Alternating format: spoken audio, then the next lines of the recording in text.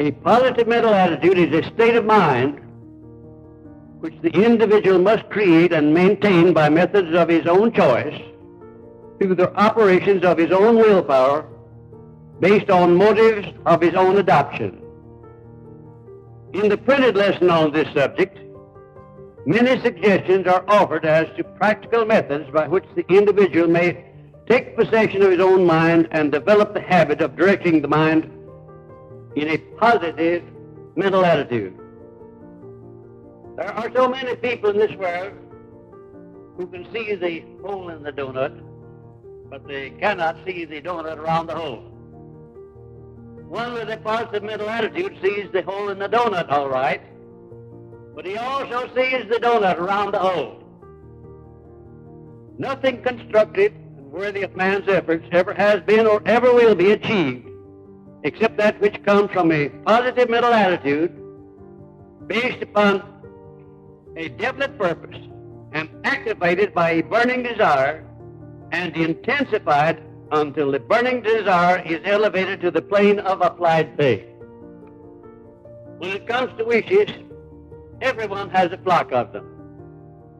When it comes to idle curiosity, everyone has a stock of it. When it comes to hopes, perhaps half of the people have hopes for unattained things or circumstances. Burning desire, only that small percentage of people who can be called successful ever feel the urge of this burning desire. Applied faith, only the leaders attain this degree of mind control, which can exist only in a positive mental attitude. Prayer brings positive results only when it is expressed in a positive mental attitude. The most effective prayers are those expressed by individuals who have conditioned their minds to habitually think in terms of a positive mental attitude. For a great number of years, it was a mystery to me as to why my prayers failed more often than they succeeded. When I found out the real cause, I discovered that I was in the habit of going to prayer only when I was in difficulty, when I wanted someone to bail me out. Later on, I learned that the best way to go to prayer is to condition the mind long before an emergency arises by expressing thanks and gratitude for the blessings you already had. The vibrations of thought sent out from the individual's mind carry with them to other minds the precise state of mind in which they are released, a fact well known to all master salesmen who have learned how to condition the minds of their prospective buyers before they meet them. Mr. W. Clement Stone has approximately 2,000 salesmen. They have learned the art of conditioning the minds of their prospective buyer to buy long before they interview him. That's an astounding thing.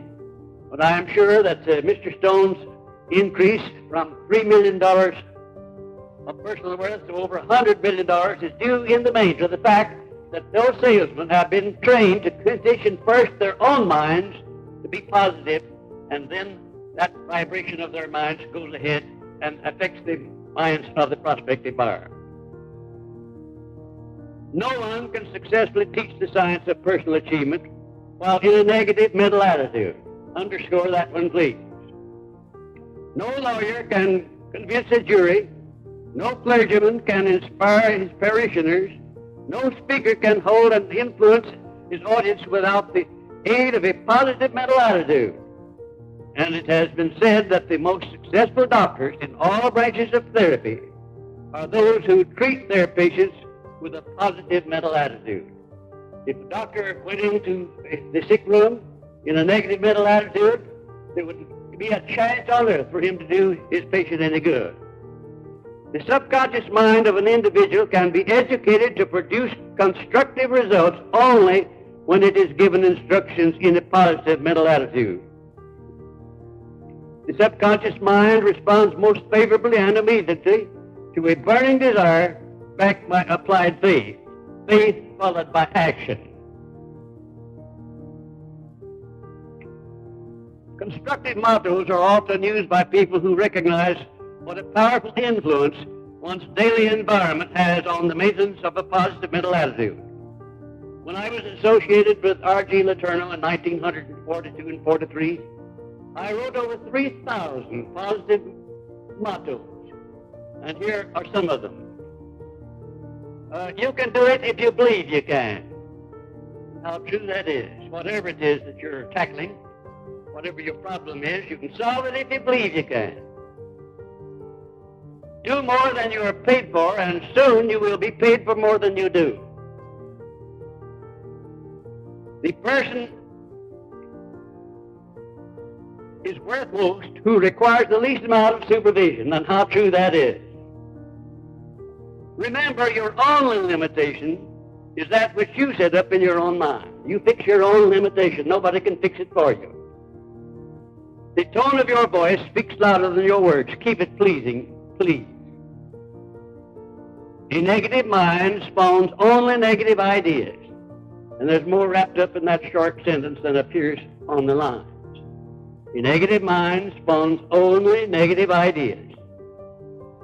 A real master salesman will not, under any circumstances, approach a prospective buyer until he has first conditioned his mind to be absolutely positive, because he knows that the prospective buyer will pick up his own vibrations and his own feelings and act upon them.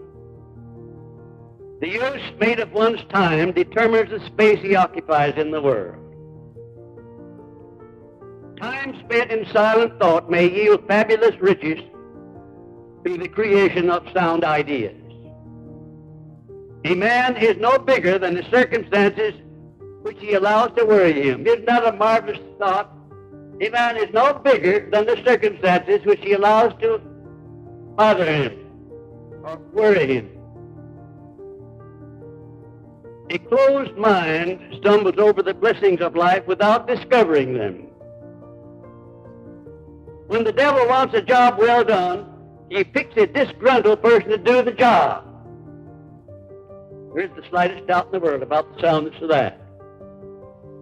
The man who can get the job done without alibis is on the sure road to success. Opportunity has the habit of getting in the way of the person with a positive mental attitude. A person with a positive mental attitude attracts opportunity, favorable opportunities, just like a magnet attracts steel filings, and as definitely.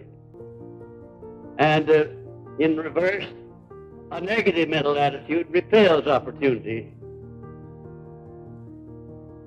Opportunity has the habit of getting in the way of the person with a positive mental attitude. Isn't that a marvelous thought? Cooperation and friendship are two assets that can be had only by first giving them. No one can get to the top and remain there without taking others with him. Politeness begins at home, or it doesn't begin at all. It may not be your duty to return good for evil, but it is your privilege. Never guess when there is a way of knowing. When you do more than you are paid for, you put the boss on a limb. When you do less, you put yourself on a limb. Faith will bridge all rivers of doubt, so one may pass over safely. A spider spinning its web has more definiteness of purpose than has most men. And how true that is. There is a method by which one may transmute failure into success, poverty into riches, sorrow into joy, fear into faith. The transmutation must start with a positive mental attitude, because success, riches, and faith do not make bedfellows with a negative mental attitude. The transmutation procedure is simple. First, when failure overtakes you, start thinking of it as if it had been a success. Start imaging the circumstances of the failure in your own imagination as being a success. Start also looking for the seed of an equivalent benefit which seems comes with every failure. While the wounds of disappointment and failure are wide open, it's very difficult for one to start looking for that seed of an equivalent or a greater benefit. But if you will allow a little time to elapse after any type of adversity, and then begin to search, you'll find that seed of an equivalent benefit. It never fails. It's always there. Because the Creator has so constructed man that he never allows anything to be taken away from anybody without something of equal or greater benefit being available to that person. Although the person may never discover it, the potential is there just the same. When poverty threatens to catch up with you, or has actually caught up, start thinking of it as riches, and visualize the riches in all the things that you wish to do with actual riches. Also, start looking for the seed of an equivalent benefit. When fear overtakes you, just remember that fear is only faith in reverse gear. Isn't that an enormous thought? Fear is only faith in reverse gear. And start thinking in terms of faith by seeing yourself translating faith into whatever circumstance or things you desire.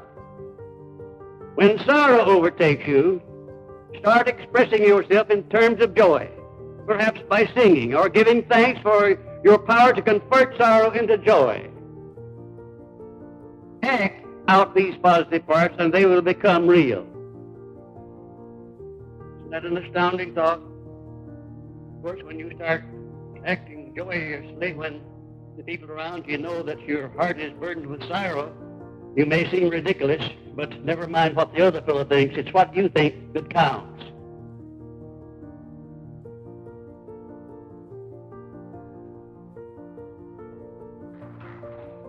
I have been criticized by some who didn't understand the nature of my 10 invisible guides, but the reply is that they serve me perfectly. They allow me to say to the world that I have everything upon the face of this earth that I need or desire or want, and if I need more, all I have to do is to reach out my hand and get it and close my hand on it. So, if those who do not understand the law back of my 10 invisible guides wish to criticize, that's their misfortune, not mine. Have a session with yourself in the bathroom every evening just before retiring. Look at yourself in the mirror and compliment yourself orally and enthusiastically for having already accomplished the things you desire to accomplish tomorrow. And do not stop until you have convinced yourself that what you wish to happen tomorrow will happen. You know, nature has a way of seeing to it that that which you expect comes along. She doesn't want to disappoint. If you expect failure, if you expect defeat, if you expect ill health, the chances are that you'll not be disappointed. But if you expect success, which is far better, the chances are also that you'll not be disappointed. Who is the greatest person living at the present time? The answer, of course, is that you are the greatest person now living. If you don't believe this, then begin at once to tell yourself it is true. For it is true as far as you are concerned. Do you know of any person living, past or present, or who is more important than you are? Of course you don't. You are great because you can always become that which you sincerely desire to be. That might not be true if you lived in Russia or China, but you don't live in Russia or China. You live in the United States of America, the freest, the greatest, the most wonderful nation upon the face of this earth. And you have all of the benefits of this great country to back you in assuming that you're going to be successful. Create in your imagination an army of invisible guides who will take care of all of your needs, all of your desires, very much the same as I have done. For instance, the guide to physical sound health, whose duty it will be to keep your physical body healed and in good health. And the guide to financial prosperity, whose duty it will be to keep you supplied with all the money you need.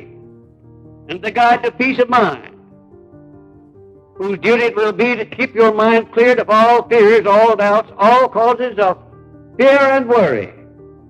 And the guide to hope, and the guide to faith, whose duties will be to give you inspired guidance as to all of your plans, aims, and purposes. And the guide to romance, and the guide to love, whose duties will be to keep you young in body and in mind, and the guide to overall wisdom, whose duty will be to convert to your benefit all circumstances and influences which affect your life, whether they are good or bad, negative or positive, and the guide to persistence, and the guide to Norm Hill. Norm Hill is my roving ambassador who carries out various orders from me which are not specifically assigned to the other 9 guides. You needn't call your roving ambassador by the name of Norm Hill. You can call him anything you choose. But if you will have this invisible talisman working for you, you will find that he'll do a marvelous job if you believe he will.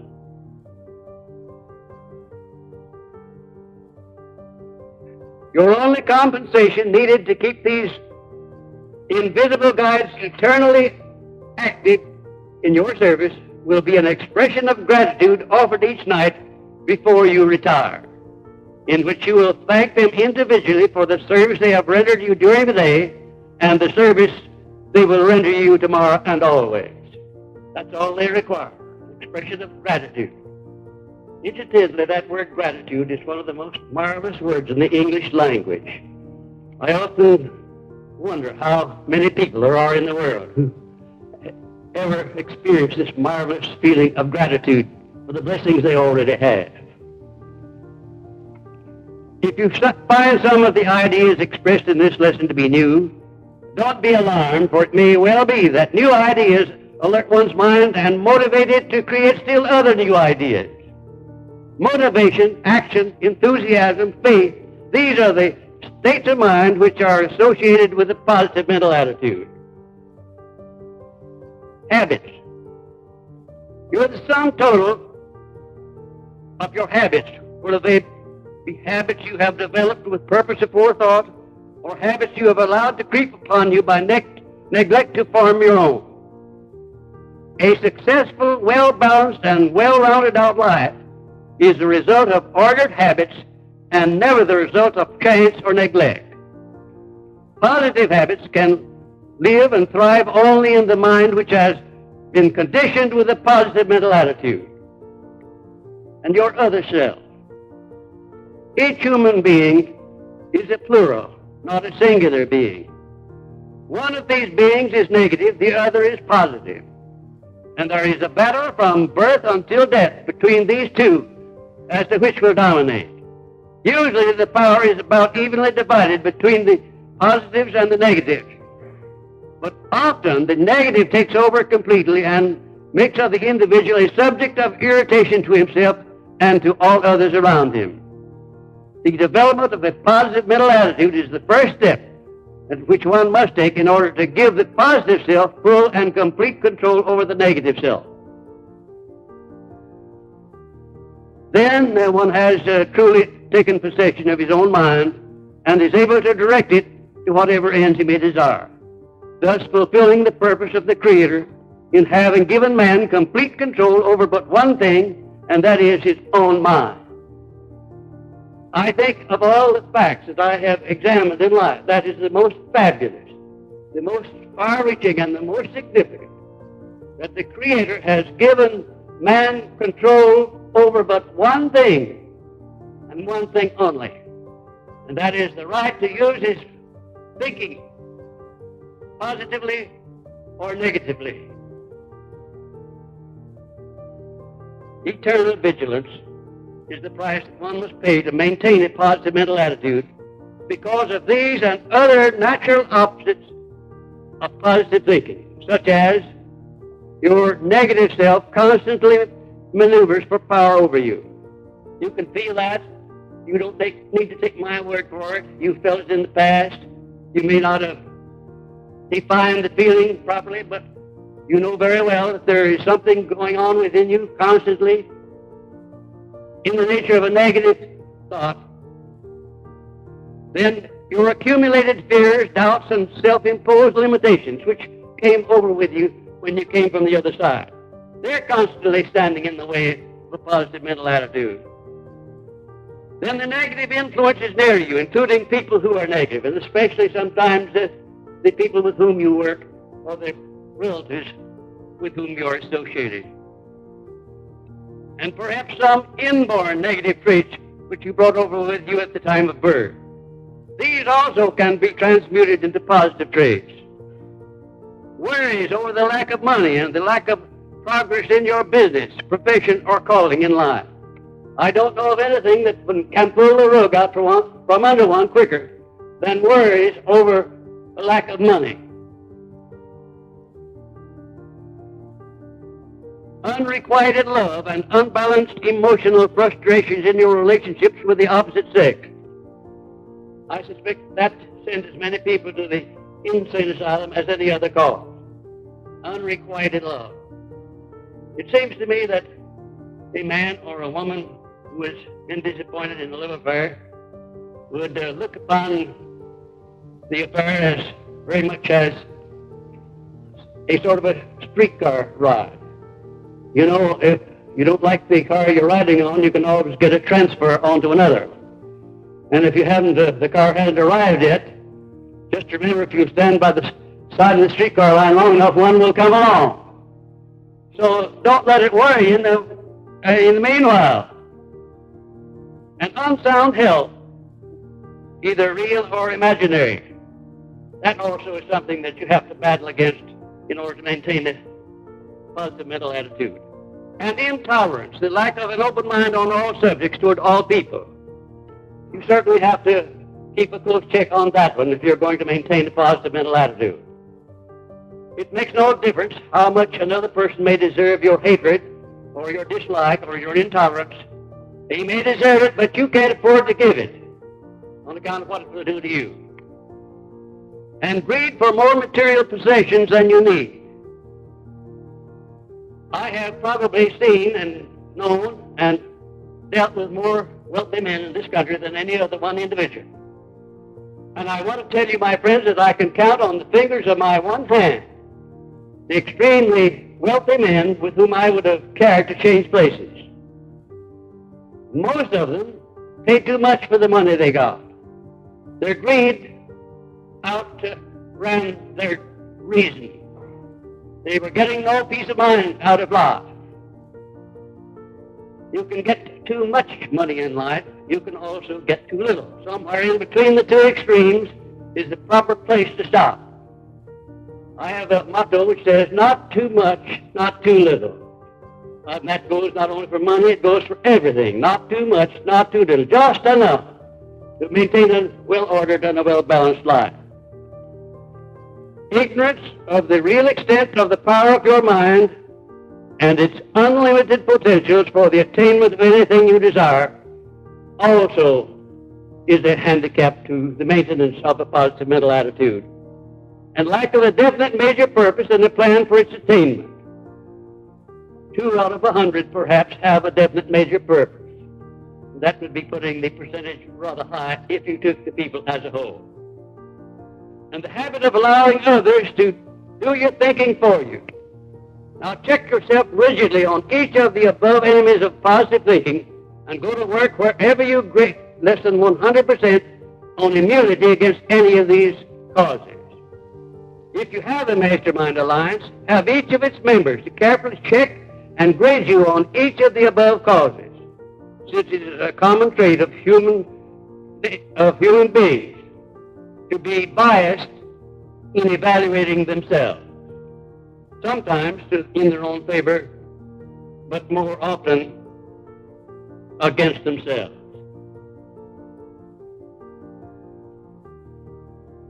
As a student of the science of personal achievement, you are engaged in a complete overhauling job through which you will evolve into a new and a better set of habits by which you conduct your life. Remember, therefore, that no price you have to pay for this better way of living is too high. Actually, the only price you have to pay is that of following the instructions laid down in the philosophy under these instructions until these instructions become your daily habits. Socrates said, "Wisdom softens poverty and adorns riches." And Napoleon Hill says that a positive mental attitude will do the same, or even more, by eliminating poverty altogether. Every adversity carries with it the seed of an equivalent benefit. The proper way to attain this benefit is by starting to look for the seed as soon as the adversity appears instead of brooding over the circumstance. A positive mental attitude is the only attitude in which that seed may be revealed and germinated into a full-blown flower of benefit. Everyone, my friends, I suppose, desires to be rich. But not everyone knows what constitutes enduring riches. And most people believe riches to consist only in the material things that money can buy. Let me disillusion you on that subject by giving you an outline of the 12 great riches of life. Number one, a positive mental attitude. That stands at the head of the list of all of the riches of life. Number two, sound physical health. And number three, harmony in all of your human relations. Number four, freedom from fear. Number five, the hope of future achievement. Number six, the capacity for applied faith. Number seven, a willingness to share your blessings with others. And number eight, to be engaged in the labor of love. Number nine, an open mind on all subjects toward all people. Number 10, complete self-discipline. And there's a whole foundation of philosophy in that one alone. Complete self-discipline. And number 11, the wisdom with which to understand people. And number 12, financial security. Note that it comes last. There are 11 other things which may be used as a foundation upon which to make proper use of money. And without these other 9 things, money can be just as dangerous as it can be helpful. Observe that money is the last thing on the list. 11 other riches precede it, without which money can become a curse and nothing more. Study these 12 great riches carefully and observe that not one of them can be attained without the application of a positive mental attitude. That is why it leads the list. In the lesson on a pleasing personality, you will observe also that a positive mental attitude heads the list of the 31 traits which give one a pleasing personality.